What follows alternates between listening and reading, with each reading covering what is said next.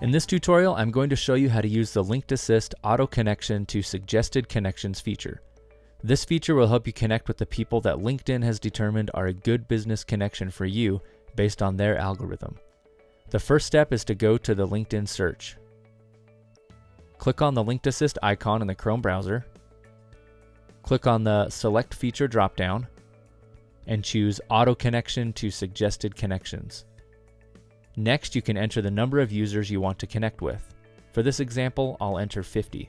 This next option is the time interval between each message in seconds. 10 to 15 seconds is a good amount so the program has sufficient time to run each message.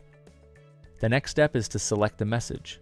Choose the message from the drop-down menu, and then you'll see it populated down here in the Personal Message section.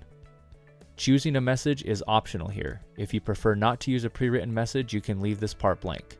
When all those fields are set up, you'll click the Start Linked Assist button, and you'll see it begin to send messages in real time down here in the bottom right corner of your screen. You'll also see a new tab open in your browser for each connection request that's made. Once the program is finished, you'll get an automatic CSV download of your connection requests. This will include the first name, last name, job title, and a link to their profile. And that's it. Let us know if you have any questions.